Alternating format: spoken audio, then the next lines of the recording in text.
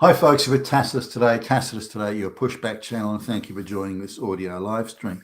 In this essay, I'd like to talk about the idea of body positivity and the difference in how sort of men and women are handled. I went into the store on the weekend and noticed that the promotional material, if you like, the advertising sort of material, whether this be on the packaging or posters that were hanging up, but also things like billboards or even this online advertising, it celebrates the idea of unfit women. This is to be celebrated, and body positivity thing that if you're overweight or substantially overweight or over the top obese, that this is something to be celebrated and appreciated, and admired and applauded. So, but the reverse isn't the case with men. If men are in that condition, for example, the media, CNN and MSNBC, constantly referred to Trump as being morbidly obese. Constantly, they would never dream of doing the same thing about a female politician or someone in the public eye. Quite the reverse, in fact. But let's look at this. Is there a difference in fitness levels? Now, whenever I go to the beach, and I live near the beach, and I love going to the beach and surfing and that sort of stuff. So if the weather's any good, I'm down the beach as often as I can get down there. I try and go at days that, I try and avoid, say, weekends or the public holidays where the beaches like to be crowded. But nonetheless, I'm down the beach a lot. So now one thing that sort of sticks out, and I'm a pretty fit guy, but one thing that sticks out is how very few fit women there are on the beach. Now, again, they're all wearing bathing costumes. So if you're going to be able to do a barometer check on fitness, then that's definitely the place to do it. So, and I'm surprised at how few. Now, the younger like say, if the women are all college kids or something, then you've got a higher proportion of not per se fit, but slimmer, but some fit. But as you move up, by the time you get to age 35, whether they've got children or not, the fitness thing drops off to zip, unless they're professionally employed as like their fitness coaches or something like that. There's quite a few women that think being matchstick skinny is fitness, but it's not. Or some of them, I guess, must be fit. But the idea of being fit, having muscle tone, this sort of thing, that there's so few women have that. And again, over the age of 35, I doubt you'd even be looking at one in several hundred is fit. And of course, it gets worse as you get older.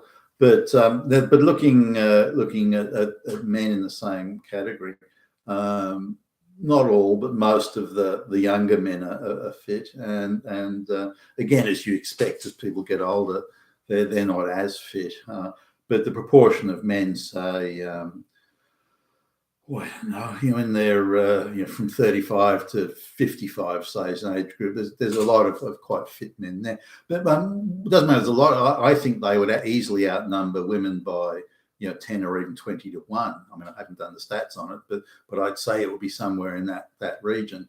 There are way more fit men, in each age group than there are fit women. And again, whether children or not, if a woman's had a million children, then you don't expect her to be fit. Her body's being used for procreation.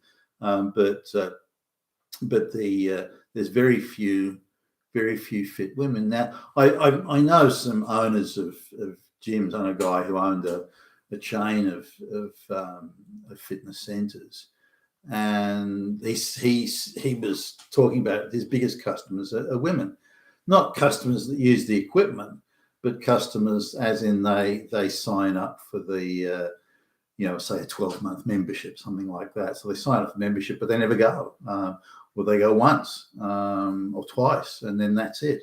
So they've coughed up $1,000 or something for the year's membership, and they go twice and not at all.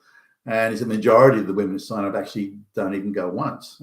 So why is it that women are so keen to sign up for fitness centers, membership for fitness centers, but so reluctant to go. And he said with the men, it's reversed. So 3/4 of the people that sign up are women, but they don't go. 1/4 of the people that sign up are men, but most of the men do go and go frequently. You know, a man that turns up 3 times a week, for example, at the gym would be a reasonable average. And then they use all the facilities. They'll use the gym equipment, do the workout, and then they'll use the showers and so on. So they get quite an extensive, much sort of really looking for value for money, I guess. But and that that would account for it. Now the gyms have done various things, sometimes under political pressure, or they've been trying to sort of virtue signal. So they'll change all their one of the complaints that they suppose this guy's telling me, one of the complaints they had was that the gym instructors and the fitness trainers and so on were all men, and this puts women off. So women want to come to a gym where there are women fitness trainers to show them how to use the equipment and give them tips and so on. So they got rid of all the men in all their gyms, and they had half a dozen or so. And then employed women in there, and they wanted to have fit women, so they made sure that they were wearing tight-fitting kit and skimpy shorts, because they wanted the women who came and go, you can look like this if you come in here to our fitness center and work out and hit the machines and so on. And he said it had the reverse effect. Instead of attracting more women, it actually had a negative effect. Instead, more guys were coming in to try and hit on the female fitness instructors, and women are actually being put off that these, I can never look as good as that chick. So, why should I bother? And I'll give up. So women were giving up or not bothering. So women who maybe would have come to the fitness center weren't. And so he went through all this, and this must feed into the wider thing of women saying, well, why should I bother? Now, there was a guy I knew, and he was a bit of a fitness nut, and he started dating a girl who was also a fitness nut. I think she actually worked as a fitness instructor in one of the gyms, and she they started. As soon as they got serious, she stopped working out. And I met her, and she was pretty hot, certainly very fit. And she stopped working out, and just suddenly her body weight doubled, and she went from a super toned sort of body to flab and this sort of thing, and that they ended up not staying together. But her argument, and I've come across this personally in the past, her argument was, well, I want to know that you love me for me and not because I'm a hot piece of ass or something like that. So the way to test your love for me is to double my body weight, and that'll be the real test as to how deeply you love me, this sort of thing.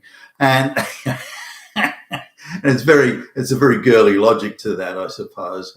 How do I know he really loves me unless I'm terrible?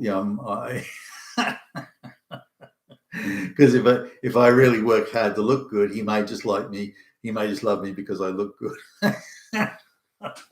Rather than seeing as a total package. But the reverse is the case. Okay, would you date this guy if he weighed 1 million pounds and he was 4'10" tall? Oh, no way, no way. Well, there you go.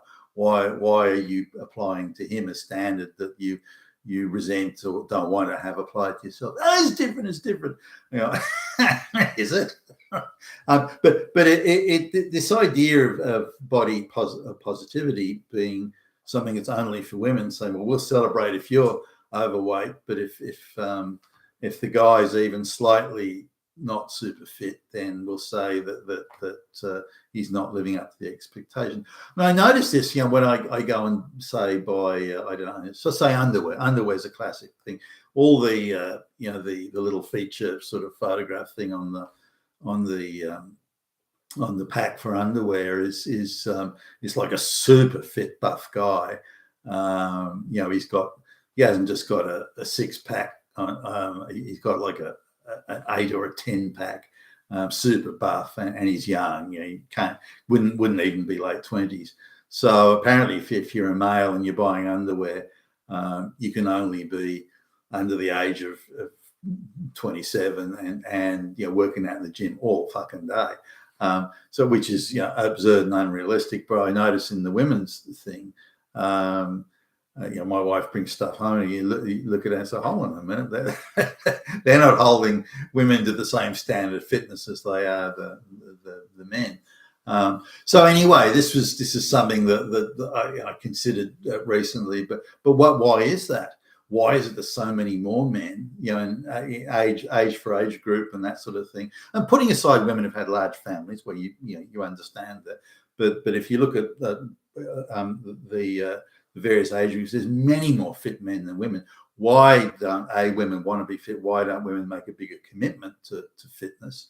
Is it the same attitude that, well, I don't want to work extra hours, but I still want to complain about the gender wage gap? You know, is it those sort of things, the lack of commitment, the lack of energy, the looking at the future and saying, well, what's the point of being fit?